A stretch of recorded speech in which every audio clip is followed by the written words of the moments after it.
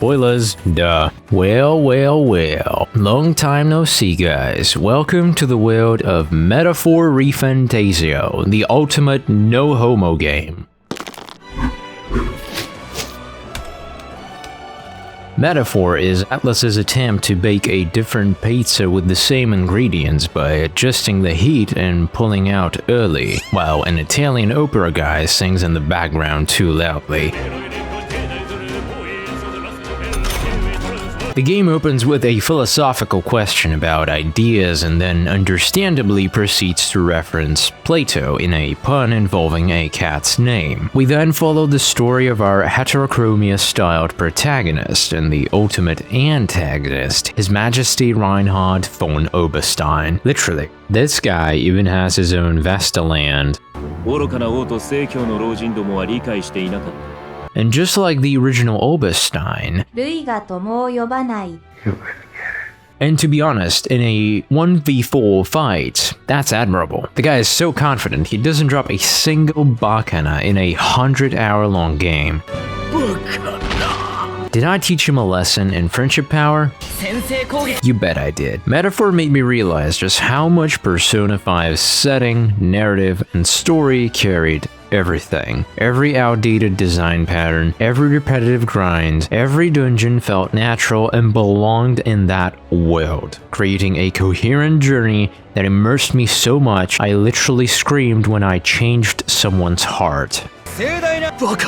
I don't mean to say Metaphor is abysmally bad, or that I hate it, just that this time it's more of a miss than a hit with me. While I embrace its message of unity and change, I can't help but see the cracks in the formula. Let's start with combat. One step forward. You can now regenerate a seed with just one button. You know how in Persona, you often had a hope RNGesus just smiled upon you? Well, you still do, but now you can smoothly reload the fight in a keep failing montage fashion with just 2 button presses. One step back, not being able to switch personas mid-fight is lethal. Pre-fight switches aren't allowed either. You can't even go to the main menu mid-fight to load a pre-fight save and change your party composition, so you have to get wiped out first to readjust your strategy.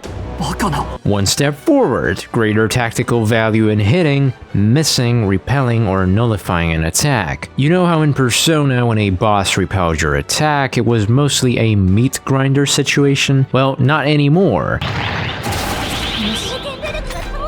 Now, if your AoE gets repelled, your turn ends. And in most cases, it is lethal. You miss an attack, you lose half of your turn. Now try telling me Masuku Kaja is trash. It kind of is though, because I never used it. One step back, most main boss fights are disappointingly easy, even on hard. Repel turned the final fights of the game into a joke for me, and I don't think my strategy is hard to figure out. This is a step backward, especially after grinding through boring enemy hordes to face a boss that unimaginatively flaps his sword and gets defeated in 2 turns. That said, the tower-related boss fights were the absolute treat to play through. Exploration. Absolute majority of dungeons feels extremely generic and uninspired. You feel like a colonoscopy camera pushing through the same looking intestines most of the time. This 100-hour-long game features very little enemy variety. If you don't count recolored versions of the same enemies, you'll quickly realize Metaphor has give or take 40 enemy types. That is just mind-blowingly lazy, and the game knows it. That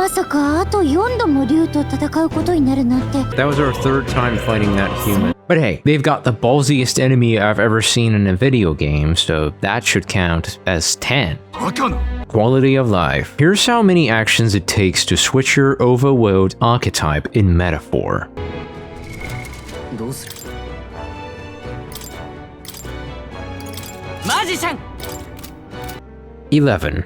11 actions. Here's how many actions it takes to switch personas in Persona Strikers, which came out a few years before. 2. Incomparable.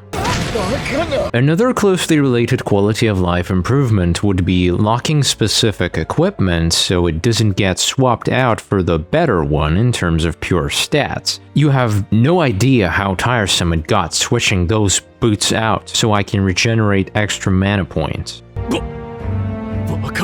No photo mode or ability to hide the UI. Speaking of UI, when are you finally going to introduce one that doesn't spoil things? I'm talking about the quest difficulty meter spoiling incoming plot twists, and social link member numbers spoiling nakama progression. Also, how the calendar doesn't go beyond October, making it obvious when the game's gonna end, wink wink.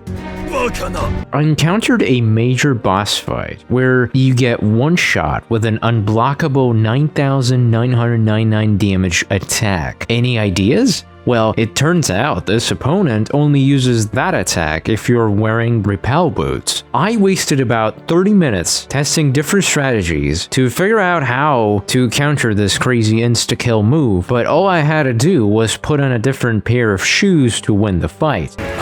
Needless to say, something like this has to be communicated clearly to the player because I almost thought I was supposed to leave and come back later after unlocking all archetypes or something. Progression. Progression is messed up. In Persona 5, every big dungeon felt like a holiday. Now it's just one-shot 80% of the dungeon because you decided to do side quests first. You don't get to experience most gimmicks the way they were probably intended, if any. Then again, I beat a boss fight 17 levels above me, so maybe it's not my place to talk about progression. But hey, what was I supposed to do? Lose 3 days? Also, the informant system is weird. It's like paying to remove the only joy of Persona combat. Good thing you can opt out. Visuals. To be honest, this is probably the only Japanese game I've ever played that doesn't show high-res models of the food you're making. Jokes aside, you have these high-res models right alongside PS2 era polygonal amalgamations. It's a stark contrast and honestly very confusing. Story. I predicted almost every plot twist. Enough said. Sometimes the narrative can't keep up with the player. As in, one moment the morale is up because we're strong, next the morale is down because we're weak. A guy at the village says his daughter arrived just now when it takes 3 days to traverse the area on a super fast gauntlet runner, and we literally teleported back from there, so...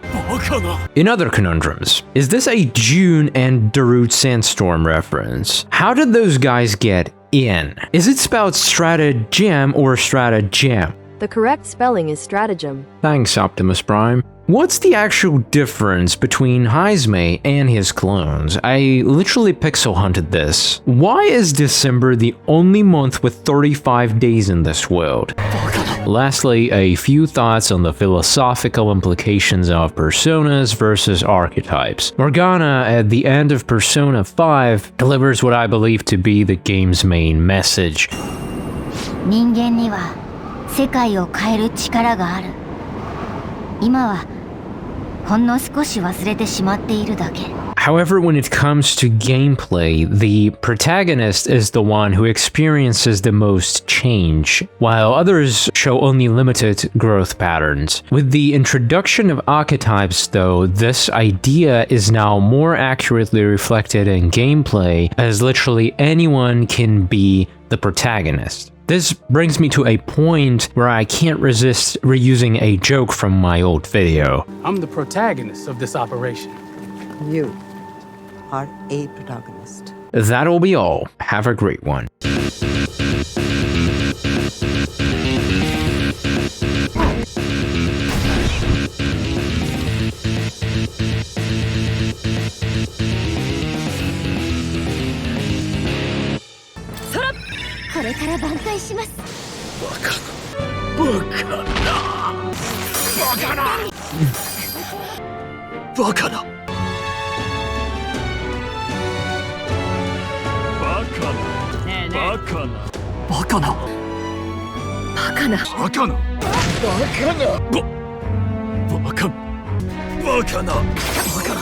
Bakana.